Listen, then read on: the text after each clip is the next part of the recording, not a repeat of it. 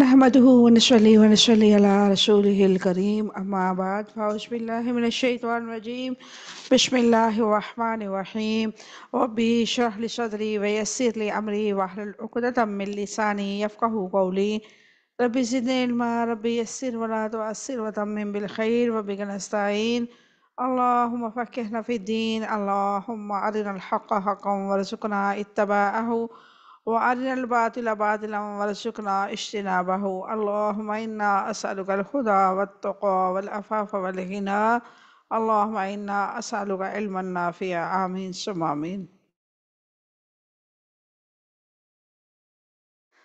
السلام علیکم ورحمۃ اللہ وبرکاتہ۔ امید کرتی ہوں آپ سب خیر و عافیت سے ہوں گے، ایمان، صحت اور تقوی کی بہترین حالتوں میں ہوں گے الحمدللہ۔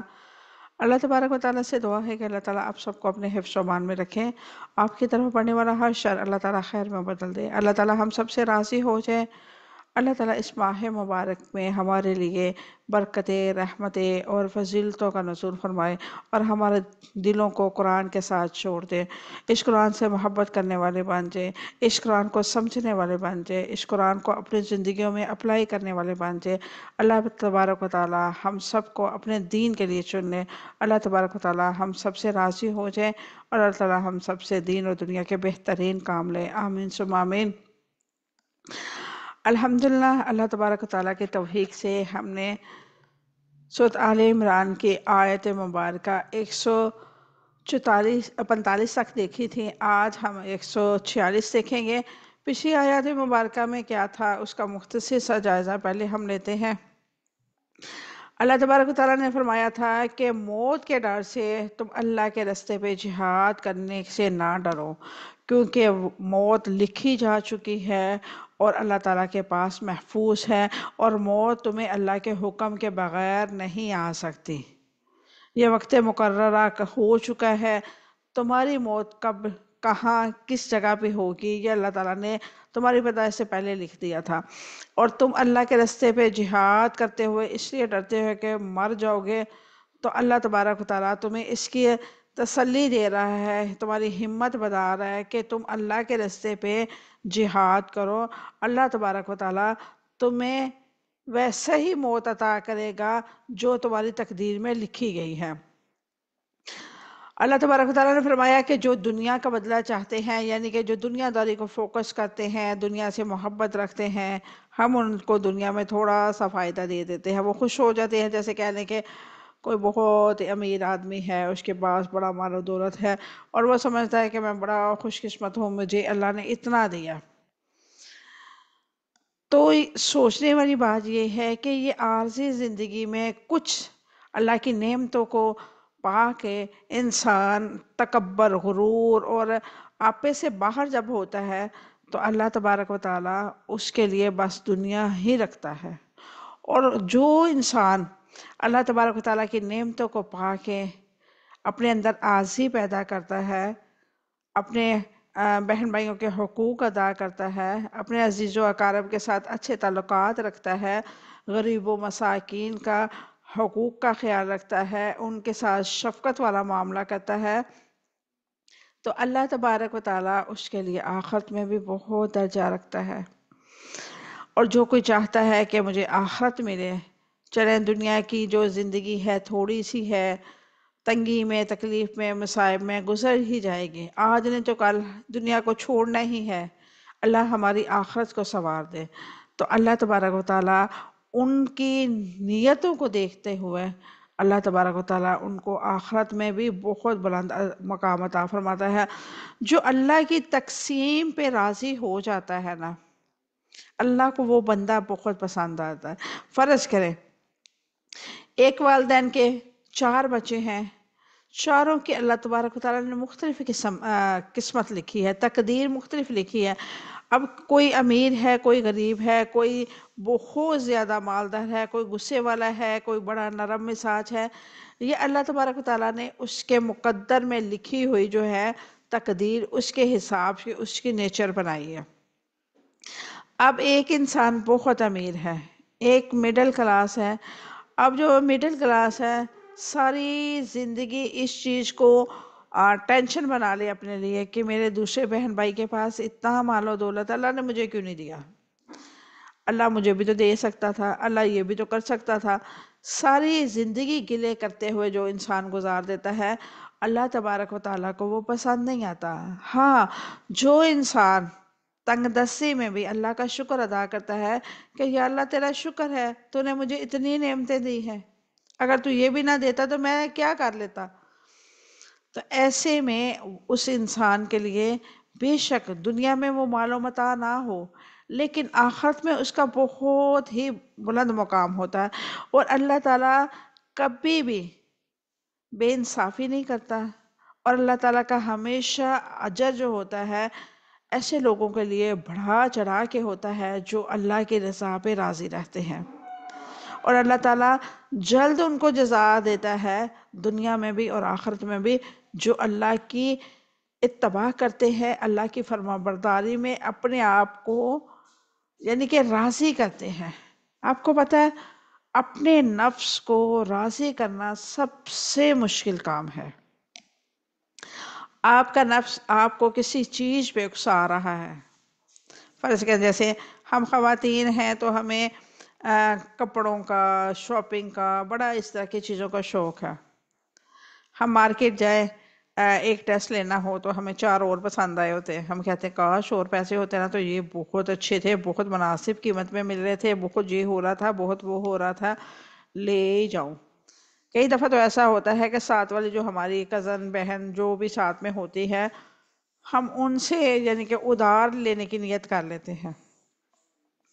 تو انسان کی جو نیچر ہے نا وہ اسی طرح کی ہے، ہوس زدہ ہے۔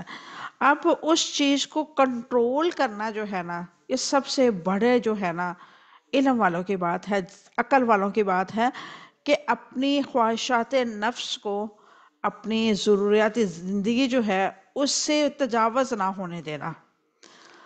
اگر آپ کے گھر میں فرض کریں 4 افراد ہیں تو 4 افراد کا کھانا جو بنتا ہے وہ کم ہے، 3 افراد کا ہے، تو مل بیٹھ کے کھائیں گے تو اللہ اس میں بھی برکت ڈالے گا، اور اگر اکیلے اکیلے کھائیں گے اور ہر کسی کو اپنی ہوگی کہ میں اپنا پیٹ بھر لوں تو وہ ایک انسان کے لیے بھی کم پڑ جائے گا۔ تو اپنی خواہشات نفس کو کنٹرول کرنا سب سے بڑا جو ہے نا کام ہے، اور سب سے بڑا جہاد ہی یہ ہے کہ انسان اپنے نفس کو اپنے رب کے اتباع اور فرما برداری پہ لگا لے، اور اللہ تعالیٰ کو ایسے لوگ بہت پسند آتے ہیں۔ بہت من چاہی چیز کو چھوڑنا بہت ہی مشکل ہے۔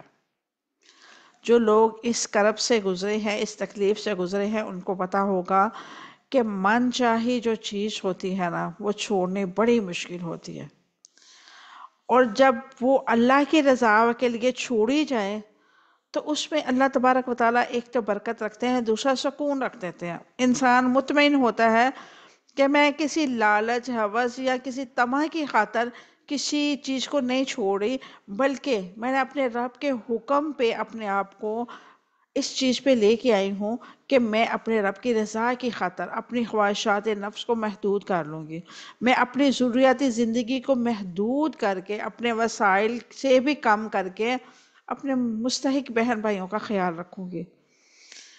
اور یقین کریں جو ایسی سوچ رکھتا ہے اللہ تبارک و تعالیٰ کی جنتیں انہی کے لیے ہیں۔ تو یہ تھی پچھلی آیات مبارکہ کا خلاصہ۔ آج انشاءاللہ 146 آیات مبارکہ دیکھیں گے، تو آغاز کرتے ہیں آج کی آیت مبارکہ کا۔ اعوذ باللہ من الشیطان الرجیم، بسم اللہ الرحمن الرحیم۔ وَكَأَيٍّ، اور کتنے ہی، من نبیشن، نبیوں میں سے، قاتل، جنگ کی، معاہو، جن کے ساتھ، ربیشون، رب والوں نے، کثیر، بہت سے، فما، تو نہیں، وہنو، انہوں نے ہمت ہاری، لما، اس کے لیے جو، اصابہم، پہنچی ان کو تکلیف، فی سبیل اللہ، اللہ کے راہ میں، وما، اور نہ، ضعفو، وہ کمزور پڑے، وما، اور نہ، استعانو، انہوں نے عاجزی دکھائی، واللہ، اور اللہ تعالیٰ، یحب، محبت کرتا ہے، صابرین صبر کرنے والوں کے ساتھ۔ یہ تھی آج کی آیت مبارکہ۔ اب ہم اس کے روٹ ورڈ دیکھتے ہیں۔ قاتل جنگ کی، قاف تا لام اس کا روٹ ورڈ ہے ربانشون، ربیشون رب والوں نے، را بابا اس کا روٹ ورڈ ہے وہانو انہوں نے ہمت ہاری، وہانون اس کا روٹ ورڈ ہے ضعفو وہ کمزور پڑ گئے، دعات عین فا اس کا روٹ ورڈ ہے استانو انہوں نے آزی دکھائی، کاف نون واو، کاف واو نون اس کا روٹ ورڈ ہے۔ یہ تھے ہمارے روٹ ورڈ۔ اب دیکھتے ہیں اس کی مختصر سی تفصیل۔ وَكَأَيٍّ مِّن نَبِيٍّ قَاتَلَ مَعَهُ رِبِّيُّونَ كَثِيرٌ فَمَا وَهَنُوا لِمَا أَصَابَهُمْ فِي سَبِيلِ اللَّهِ وَمَا ضَعُفُوا وَمَا اسْتَكَانُوا وَاللَّهُ لَا يُحِبُّ الصَّابِرِينَ۔ اور کتنے ہی نبی ہیں جن کے ساتھ مل کر بہت سے رب والوں نے جنگ کی، اور اس کے لیے جو اللہ کی راہ میں انہیں تکلیف پہنچی انہوں نے ہمت نہیں ہاری، نہ وہ کمزور پڑے اور نہ ہی انہوں نے عاجزی دکھائی۔ اللہ تعالیٰ صبر کرنے والوں سے محبت کرتا ہے۔ وَكَأَيٍّ مِّن نَبِيٍّ اور کتنے ہی نبی تھے، میں ایک نبی نہیں کتنے ہی کی بات ہو رہی ہے نبیوں کی۔ اس کے ذریعے سے کیا سمجھایا گیا، اس کی وضاحت کو دیکھتے ہیں۔ غزوہ احد میں رسول اللہ صلی اللہ علیہ وسلم کی شہادت کی خبر سن کر اور 70 افراد کو شہید کروا کر لوگوں کی ہمتیں پست ہو گئیں، مسلمان میدان جنگ سے بھاگ کھڑے ہوئے، انہوں نے کمزوری دکھائی، دشمنوں کے دباؤ قبول کرنے کے لیے تیار ہو گئے۔ اس موقع پر اللہ تعالیٰ نے اسلام کے تابناک ماضی کو سامنے رکھا کہ جب بھی لوگوں کے سامنے حقیقت کھلے تو وہ دنیا کی بجائے آخرت کو اپنے سب کچھ سمجھیں، زندگی اس کے لیے ناپائیدار چیز بن جائے۔ یعنی کہ جب ہم اللہ کے راستے پہ لکھتے ہیں تو بہت ساری ایسی چیزیں ہوتی ہیں دنیاوی جو ہمیں چھوڑنی پڑتی ہیں۔ تو جب ہم اس چیز کو سمجھ لیں گے نا کہ یہ جو دنیا ہے یہ اس کی زندگی جو ہے مختصر سی ہے، ہماری دنیاوی زندگی کی لمٹ بہت کم ہے۔ جیسے موبائل میں اکثر ہم کہتے ہیں نا ہماری سٹوریج کم رہ گئی ہے، تو ہماری زندگی کی جو سٹوریج ہے نا بہت کم ہے، کسی وقت بھی فل ہو سکتی ہے اور ہماری سانسیں بند ہو سکتی ہیں۔ لیکن آخرت کی جو ہے سٹوریج وہ انلیمیٹڈ ہے، آپ اس کو کبھی بھی فل نہیں پا سکتے، ہمیشہ آپ کے لیے جگہ ہی جگہ ہوگی، ٹھیک ہے؟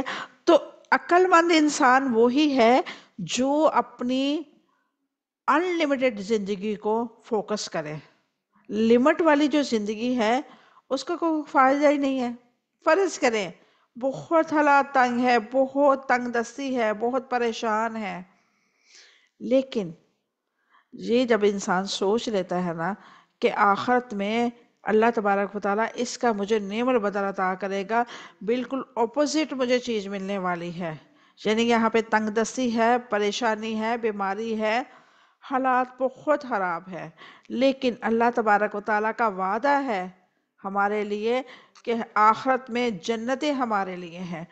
تو وہ تنگ دستی، وہ پریشانی، وہ مصیبت، وہ آزمائش، وہ ساری کی ساری جو ہوتی ہے نا اس کے جو کہتے ہیں نا ٹینشن، وہ انسان سے نا دور ہو جاتی ہے۔ انسان یہ سوچنے پہ مجبور ہو جاتا ہے کہ وقتی طور کے لیے ہم اگر پریشان ہو رہے ہیں تو آخرت بھی تو ہمارے لیے ہوگی۔ تو جو یہ انسان سوچ لیتا ہے اس کے لیے پھر آگے کی زندگی جو ہوتی ہے وہ آسان ہو جاتی ہے، وہ آزمائشیں، وہ پریشانیاں، وہ مصیبت میں ہمت نہیں ہارتا۔ اور جو لوگ ہمت نہیں ہارتے، اللہ تبارک و تعالیٰ کا وعدہ ہے ان کے لیے کہ عزتوں والا مقام، اور عزتوں والا مقام پتہ کسے کہتے ہیں؟ جہاں پہ آپ کی عزت اور تعظیم ہو، آپ کا حکم مانا جائے، آپ کے لیے ہر وہ چیز آپ کے سامنے حاضر ہو جس کی آپ خواہش کریں۔ یہاں پہ تو ہمیں کچھ کھانے کو دل کر رہا ہو تو ہم کہتے ہیں کہ جا کے کچن میں بنائے، اور میرے جیسی بندی جو کہتی ہے بھوکا رہنا گوارا کر لیں، دفعہ کرے کہاں جائیں گے کچن میں، کہاں کھپیں گے، پھر جا کے کچھ کریں گے، تو رہنے دیتے، بھوک برداشت کر لیتے. وہاں پہ یہ نہیں سوچنا پڑے گا، وہاں پہ ہم سوچیں گے کہ ہمیں ہمارا کچھ کھانے کو دل کر رہا ہے تو وہ چیز ہمارے سامنے حاضر ہو جائے گی. تو سوچے کہ یہ چند روزہ زندگی جو ہے، چند ماہ کی، چند سال کی جو زندگی ہے، پھر مشکل ہے ہمارے لیے؟ ہر کس نے بالکل بھی مشکل نہیں ہے. بس اپنے آپ کو یہ سمجھا لے کہ میرے رب کی تقسیم ہے، میرے رب کو میں ایسے ہی پسند ہوں، یعنی کہ میرے حالات جس طرح کے ہیں، اللہ تبارک و تعالیٰ نے مجھے چنا ہے، اور یہ تنگ دستی، یہ پریشانی، یہ مصائب جو ہیں وقتی طور پہ ہے، میری آزمائش ہے، میرا امتحان ہے، اور میں نے اس کو فرسٹ ڈویژن میں پاس کرنا ہے. اور جب انسان اپنے آپ کو یہ سمجھا لیتا ہے، جنون طاری کر لیتا اپنے اوپر کہ میں نے فرسٹ ڈویژن سے یہ امتحان پاس کرنا ہے، تو یقین کریں، یقین کریں، آپ کے لیے من پسند چیز چھوڑنا کوئی مشکل نہیں ہوتا. میں نے بہت سارے ایسے لوگ دیکھے ہیں جن کی ایسی چیزوں سے جان جاتی تھی چھوڑتے ہوئے، لیکن الحمدللہ جب وہ اللہ کے راستے پہ آئے، دین کے راستے پہ آئے، تو انہوں نے ایسی اپنی ذات کے ساتھ جڑے ہوئے لوگوں کو، ایسی چیزوں کو چھوڑا جو جن کے بغیر گزارا ہی نہیں تھا، لیکن الحمدللہ مطمئن، بہت پرسکون دیکھا. کس وجہ سے؟ کہ انہوں نے اپنے آپ کو سمجھایا کہ یہ رب کی رضا کی خاطر کر رہی ہوں، اور اللہ تبارک و تعالیٰ مجھے اس کا بہترین نعم البدل عطا کرے گا. دنیا کی زندگی بجائے آخرت کو اپنا سب کچھ ماننا سمجھنے والے، زندگی کی دنیا کی زندگی تو ناپائیدار چیز ہے. سچے ایمان والے کائنات اور کائناتی واقعات کو رب کے حوالے سے دیکھتے ہیں، جو دینے والا بھی ہے اور چھیننے والا بھی ہے. یہ ایمان کے راستے کے سچے مسافر ہیں، انہیں جان کا خطرہ پست ہمت نہیں کرتا. ان کی دنیا برباد ہو جائے تو پیچھے نہیں ہٹتے، ان کا نقصان ہوتا ہے تو اپنی کوتاہی سمجھتے ہیں، اللہ تعالیٰ سے معافی مانگتے ہیں. انہیں فتح ہو تو اللہ تعالیٰ کا پیغام سمجھ کے شکر ادا کرتے ہیں. ان کی زندگی کی بازی لگ رہی ہو تو ہمت نہیں ہارتے، کسی حال میں دشمنوں کے سامنے ہمت ہارنے کو تیار نہیں ہوتے. کل بھی تاریخ کے قیمتی لوگ وہی تھے جنہوں نے نبیوں کے ساتھ مل کے جہاد کیا، اور آج بھی پست ہمتی چھوڑ کر، کمزوری دکھانا چھوڑ کر، مغلوبیت چھوڑ کر، متحد ہو کر صبر کے ساتھ حق پہ جمے رہنے والے اللہ والے بن سکتے ہیں. آپ کے سامنے سب سے بہترین اس وقت جو مثال ہے وہ فلسطین ہے. وہاں پہ کتنا ظلم ہے، کتنا ہر طرح آزمائے جا رہے ہیں، اور اف تک نہیں وہ کر رہے، کسی سے کوئی مدد نہیں مانگ رہے. اور گھاس کے ساتھ، اللہ اکبر، میں نے دیکھا تو یقین کرے میرے رونگٹے کھڑے ہو گئے. ہمارے دسترخوان ایسے فل بھرے ہوتے ہیں، افطاری ٹائم سمجھ نہیں آ رہی ہوتی کیا چیز کھائیں کیا چھوڑ دیں، اور وہاں پہ گھاس کو بوائل کر کے اس کے ساتھ افطاری کی جا رہی ہے. اللہ اکبر، اللہ تعالی ہمیں معاف کر دے. ہم یہ سب کچھ دیکھ رہے ہیں لیکن ہم کچھ بھی ان کے لیے نہیں کر رہے، کچھ بھی نہیں کر رہے. پچھلے دنوں میرے ایک مال پہ جانے کا اتفاق ہوا، اور وہاں پہ جا کے نا، بہت بڑا مال تھا، وہاں پہ جا کے میرا دل بہت ہی دکھا. KFC کی اتنی زیادہ وہاں پہ برانچز، اور لوگ اتنے میکڈونلڈس اور KFC اور اس طرح کی چیزیں اور کوک اور سپرائٹ وغیرہ، اس قدر لوگ کھا پی رہے وہاں پہ. اور میرے مائنڈ میں ایک ہی بات بار بار آئے کہ یہ لوگوں کو کیا فلسطین کے حالات پتہ نہیں ہے؟ کیا یہ لوگ سوشل میڈیا یوز نہیں کرتے؟ سبھی کرتے ہیں، لیکن ہمارے اندر بے حسی اس طرح بھر چکی ہے کہ ہم جو ہے دیکھتے ہوئے بھی انجان بنے ہیں کہ ہمارے ساتھ کون سا ہو رہا، ان کے ساتھ ہو رہا، وہ جانے. ہمارا صرف اتنا سا ایمان بھی باقی نہیں ہے کہ ہم اپنی کھانے پینے چیزیں پہ کمپرومائز کر لیں، چھوڑے نہیں، صرف کمپرومائز کر لیں. اگر ہم KFC نہیں کھائیں گے تو مر نہیں جائیں گے، اگر ہم میکڈونلڈس نہیں جائیں گے تو مر نہیں جائیں گے، ہم کوک سپرائٹ نہیں پئیں گے تو مر نہیں جائیں گے.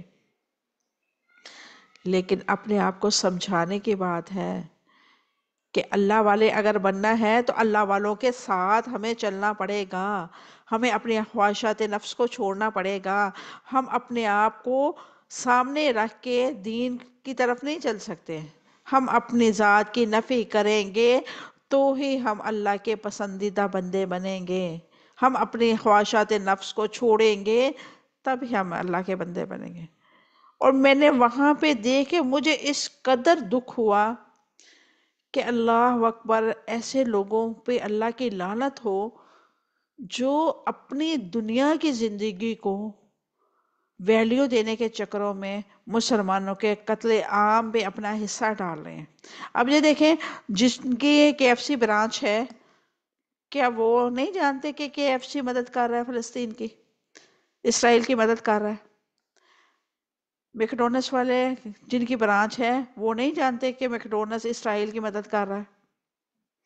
کوک سپرائٹ والے جن کی ہیں وہ نہیں جانتے کہ یہ کوک سپرائٹ جو ہے یہ یہودی کی یہ پروڈکٹ ہے اور یہودی اسرائیل کو دے رہے ہیں، یعنی کہ ان کی امداد کر رہے ہیں مالی طور پر، ان کو میزائل خرید خرید کے دے رہے ہیں۔ اگر ہم صرف اتنا ہی کر لیں تو سمجھ لیں کہ ہمارے اندر 10% ایمان کا جو ہے لیول باقی ہے، ورنہ تو پھر اپنے سبھی اپنا نا محاسبہ کریں اور اپنے لیے مغفرت کی دعا کریں، اپنے لیے صلاۃ توبہ پڑھیں کہ اللہ ہمارے دلوں میں اس قدر دنیا بس چکی ہے، اس قدر ہم دنیا کے اندر انوالو ہو چکے ہیں کہ ہمیں تو آخرت ہی بھول گئی ہے۔ اب سبھی اپنی ایمانداری سے مجھے بتائیں، دن میں کتنی دفعہ آخرت کو یاد کرتے ہیں؟ کتنی دفعہ یہ سوچتے ہیں کہ ہم نے اپنے رب کے پاس جانا ہے، ہم نے قبر میں اکیلے ہونا ہے، قبر میں کوئی کسی کے ساتھ نہیں ہوگا؟ کبھی سوچا ہے؟ اندھیری قبر، کوئی کھڑکی، کوئی دروازہ، کوئی آواز سننے والا نہیں ہے، اور اندھیری قبر میں اگر ہمارے اعمال ٹھیک نہیں ہوں گے تو بچھو اور سانپ اور کیڑے مکوڑے ہمیں کیسے نوچ کھائیں گے۔ ابھی کچھ دن پہلے میں نے ایک ویڈیو دیکھی،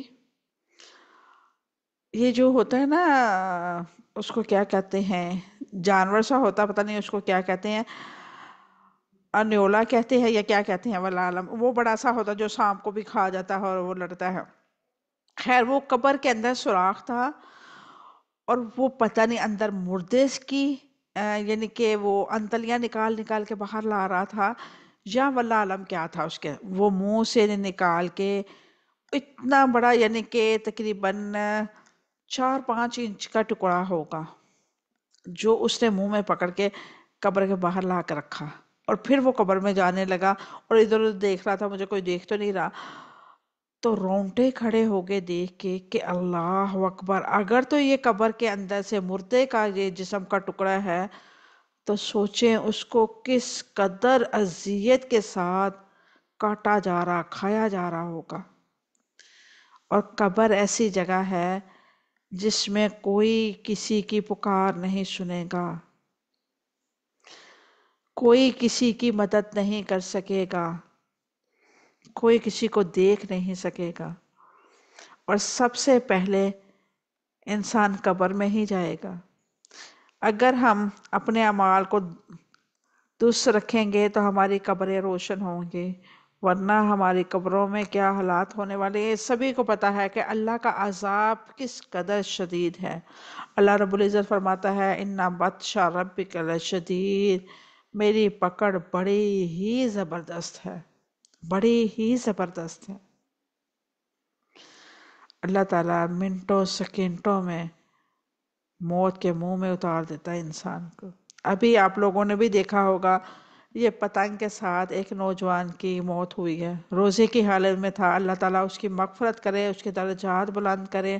اگر وہ واقعی روزے کی حالت میں تھا تو اللہ تعالیٰ اس کو جنت میں اعلیٰ مقام عطا فرمائے۔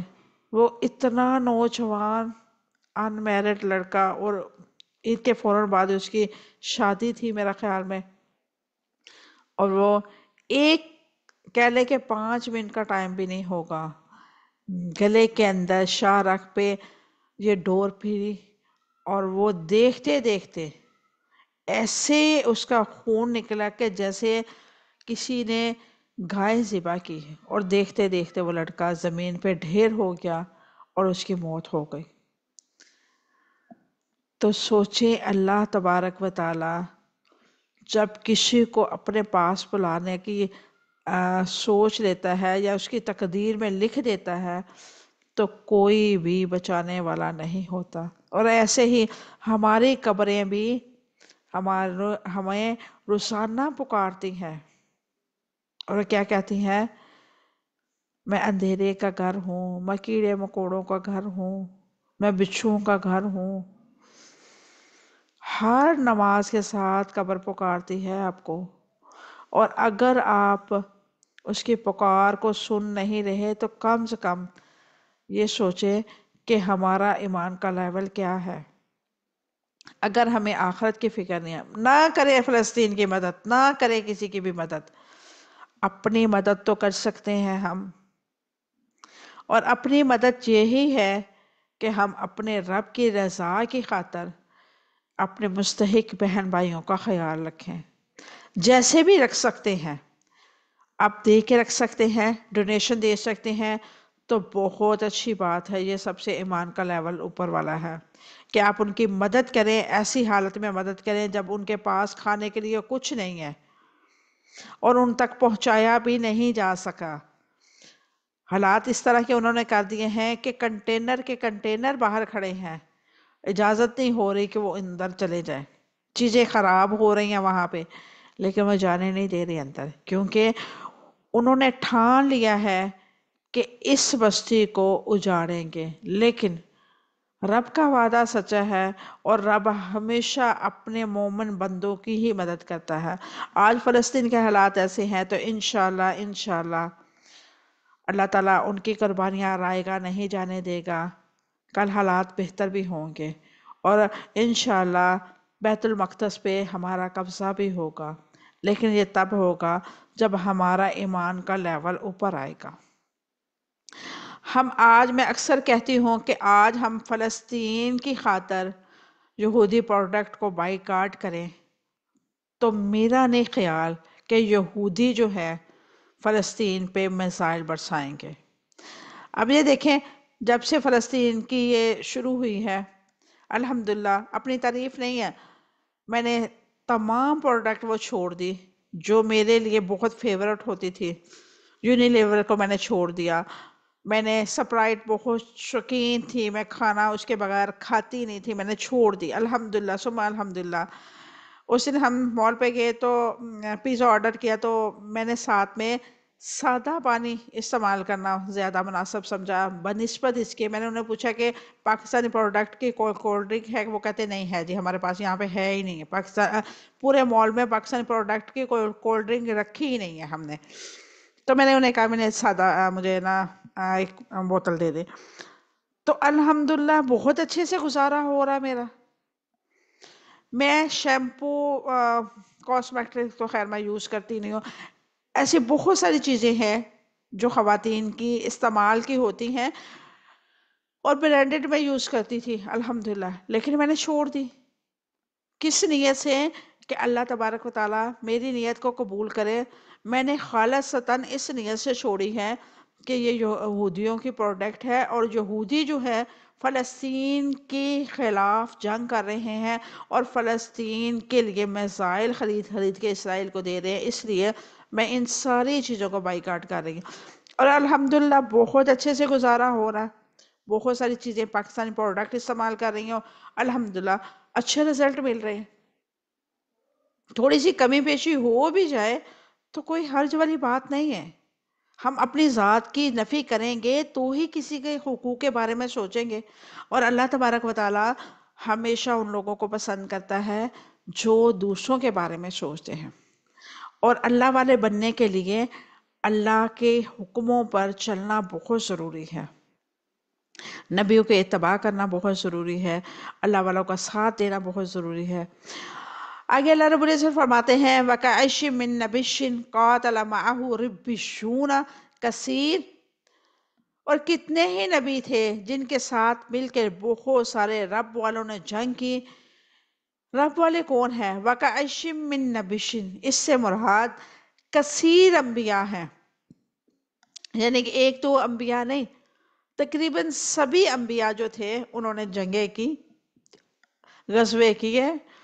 ربیشون جمع ہے، اس کا واحد ہے ربی، یعنی کہ ہم نے جیسے الحمدللہ فہم القرآن کا کورس پڑھا تھا تو ہمیں پتہ چلتا تھا کہ واؤ جہاں پہ آ جائے اور نون آ جائے تو یہ جمع کا صیغہ بنے گا، ٹھیک ہے، اور یہ جو ہے یہ بھی جمع کا کثیر صیغہ ہے، کثیر، کثر کی جمع کثیر، تو یہ جو ہے جمع کے صیغے میں آ گیا، یعنی کہ اللہ والے، ربی اللہ والے، ربیون سے مراد علماء، صفحاء، متقی، پرہیزگار، یعنی کہ عبادت گزار لوگ جو اپنے آپ کو اللہ کے خاطر بدلتے ہیں، اللہ کے راستے پہ چلاتے ہیں، اللہ کی خاطر اپنے خواہشات نفس کو مارتے ہیں۔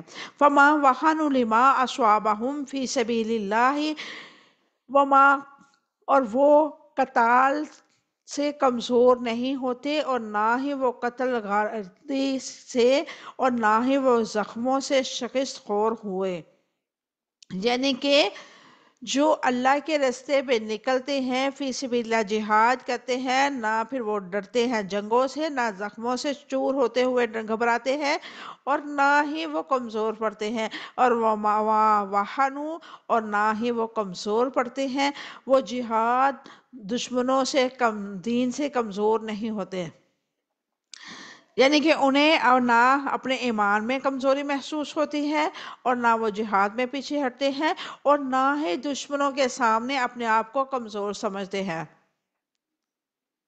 وَمَسْتَكَانُوا، اور نہ ہی انہوں نے عاجزی دکھائی، نہ وہ دشمن کے سامنے جھکے اور نہ وہ ذلیل ہوئے، بلکہ انہوں نے قتال پر صبر کیا۔ حبان بن ارطل رضی اللہ تعالیٰ عنہ بیان کرتے ہیں کہ ہم رسول اللہ صلی اللہ علیہ وسلم کے پاس آئے، آپ صلی اللہ علیہ وسلم کعبے کے سائے میں چادر لپٹے تشریف فرما رہے تھے۔ ہم نے عرض کیا، اے اللہ کے رسول صلی اللہ علیہ وسلم، اللہ کے حضور ہمارے لیے دعا کیجئے اور مدد کی درخواست کیجئے۔ رسول اللہ صلی اللہ علیہ وسلم کے چہرے کا رنگ بدل گیا، آپ صلی اللہ علیہ وسلم نے فرمایا، تم سے پہلے ایسے لوگ بھی گزرے ہوں گے کہ ان میں سے کسی کو زمین میں گھڑا کھودا جاتا تھا، پھر اس کو اس میں گاڑ دیا جاتا تھا، پھر آرا لایا جاتا تھا، ان کا سر وسط میں رکھ کے دو ٹکڑے کر دیا جاتا تھا، اور مصائب کے یہ پہاڑ بھی ان کو توحید کی بازگشت سے نہیں روکتے تھے۔ ایسا بھی ہوتا تھا کہ لوہے کی کنگے ان کے گوشت میں دسا کر ان کی ہڈیوں اور پٹھوں پر پھیرے جاتے تھے، مگر اہل توحید پھر بھی دین کو نہیں چھوڑتے تھے۔ نبیوں کے ہمراہ اللہ والوں کی نے جنگ کی، نہ ہمت ہارے، نہ کمزوری دکھائی، نہ جد و جہد کا سلسلہ ختم ہوا، نہ دشمنوں کے سامنے جھکے، نہ مشکلات میں پیچھے ہٹے۔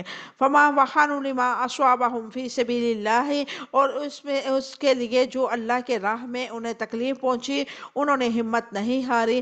واللہ مع الصابرین، اور اللہ صبر کرنے والوں سے محبت کرتا ہے۔ اللہ صبر کرنے والوں سے محبت کیسے کرتا ہے؟ الصابرین سے مراد جہاد پر صبر کرنا ہے۔ یہ اللہ تعالیٰ کی طرف سے اہل ایمان کے لیے تسلی ہے، اور اس عمل کو دوسروں کے سامنے نمونے کے طور پہ رکھ کر اس کی ترغیب دلائی جاتی ہے۔ باطل کے مقابلے میں صبر کرنے والے کیسے ہوتے ہیں؟ ان کے نفس کمزور نہیں پڑتے۔ سب سے بڑی بات، آپ کسی محاذ پہ بھی لڑ رہے ہیں، آپ اللہ کی توحید کے لیے لڑ رہے ہیں، آپ اللہ کے بندوں کے لیے کسی محاذ پہ لڑ رہے ہیں، تو سب سے بڑی بات کیا ہے کہ آپ اپنے نفس کو کنٹرول کرنا سیکھا ہو۔ اگر آپ اپنے نفس کو کنٹرول نہیں کر پائیں گے تو آپ کے لیے بہت مشکل ہو جائے گی، آپ کی ہمت نہیں ہوگی کہ آپ بڑا کوئی فیصلہ کر سکیں۔ ان کی قوتیں کم نہیں ہوتی، ان کے ارادے نرم نہیں پڑتے، نہ وہ جھکتے ہیں، نہ حق کو چھوڑ کے باطل پر سمجھوتا کرتے ہیں۔ جو حق والا ہوتا ہے، جس کو حق کی پہچان ہوتی ہے، وہ کبھی بھی باطل کے ساتھ کمپرومائز نہیں کرتا۔ اللہ تعالیٰ نے صبر و ثبات کے لیے کیسے آمادگی پیدا کی ہے؟ اللہ تعالیٰ نے ثابت قدم رہنے والوں کے لیے صبر و ثبات کی مثالیں دے کر ان کے لیے اس کے لیے آمادگی کیا اسباب پیدا کیے ہیں۔ اللہ تعالیٰ نے صبر کرنے والوں کو اپنی محبت کی خوشخبری دے کر صبر و ثبات کے لیے آمادہ کیا ہے۔ اللہ تعالیٰ نے صبر کرنے والوں کے لیے دعاؤں سے یہ شعور دلایا ہے کہ صبر کی توفیق اللہ تعالیٰ کی طرف سے ملتی ہے۔ اہل ایمان صبر کے لیے اللہ تعالیٰ سے مدد مانگے، یوں اس شعور سے صبر کرنے والوں کو راستہ ملتا ہے۔ واللہ لا يحب الصابرین، اللہ تعالیٰ صبر کرنے والوں سے محبت کرتا ہے۔ اس کا انسان پر کیا اثر ہوتا ہے؟ اللہ تعالیٰ کی محبت کا احساس انسان کے اندر تلخیاں ختم کر دیتے ہیں، انسان کی تھکاوٹ کو دور کر دیتا ہے، انسان کے زخم جو ہوتے ہیں بھر جاتے ہیں۔ اللہ کی محبت انسان کے سارے دکھوں پہ مرہم رکھ دیتا ہے۔ الحمدللہ جب انسان صبر کرتا ہے نا تو اللہ تبارک و تعالیٰ اس کو ایک تو سکون دیتا ہے، دوسرا اللہ تبارک و تعالیٰ اس کے لیے وہ نعمتیں عطا کرتا ہے جس کا وہ تصور بھی نہیں کر سکتا۔ اور صبر کرنا بہت مشکل ہے۔ یہ صبر لفظ تو 3 الفاظ کا مرکب ہے، صاد با را، لیکن اس کو کرنے کے لیے انسان کی پوری طاقت لگ جاتی ہے۔ اب سوچیں، آپ کو اپنے بابا کے ساتھ بہت محبت ہے اور آپ کے بابا کو اللہ نے اپنے پاس بلا لیا، اور آپ کو اس وقت پتہ چلتا ہے کہ جب آپ بے خبر ہو کے سو رہے ہیں، کوئی آپ کو اٹھاتا ہے اور کہتا ہے کہ آپ کے بابا اس دنیا سے چلے گئے، وہ کیفیت اور اس پہ صبر کرنا کس قدر مشکل ہے۔ اور ایسے میں بہت کم لوگ صبر کرتے ہیں۔ بہت ہمت والے جو لوگ ہوتے ہیں وہ صبر کرتے ہیں، رو دو کے، آہو گزار کر کے، ماتم کر کے، نوحے کر کے صبر کرنا وہ صبر نہیں ہے، وہ مجبوری ہوتی، انسان تھک جاتا ہے۔ صبر ایسے ہوتا ہے کہ آپ کی من پسند چیز اللہ لے جائے، آپ کا پسندیدہ انسان اللہ لے جائے، اور اس پہ آپ کہیں کہ اللہ تیری رضا۔ اللہ اکبر۔ اللہ تبارک و تعالیٰ سے دعا ہے کہ اللہ تعالیٰ ہمیں صبر کرنے والا بنائے۔ ہمارے پیارے جو اس دنیا سے چلے گئے ہیں، اللہ تبارک و تعالیٰ ان کی قبروں پر کروڑہا رحمت نازل فرمائے۔ اللہ تعالیٰ میرے والدین کی قبروں پر بھی کروڑہا رحمت نازل فرمائے۔ اللہ تعالیٰ مجھے ان کے لیے بہترین صدقہ جاریہ بنا دے۔ اللہ تعالیٰ ہماری کمیوں کوتاہیوں کو معاف فرما دے۔ اللہ تعالیٰ ہمیں ثابت قدم رکھے، ہمیں ایمان پہ چلنے والا بنا دے، ہمیں اپنے نبی کی اتباع فرما برداری کرنے والا بنا دے۔ اللہ تبارک و تعالیٰ سے دعا ہے کہ اللہ تعالیٰ ہمیں قرآن کے ساتھ ہمیشہ جوڑے رکھے، اس قرآن کو ہمارے لیے ذریعہ نجات بنا دے۔ آمین ثم آمین۔ وآخر دعوانا الحمدللہ رب العالمین۔ سبحان ربک رب العزت عما یصفون وسلام علی المرسلین والحمدللہ رب العالمین۔ السلام علیکم ورحمۃ اللہ وبرکاتہ۔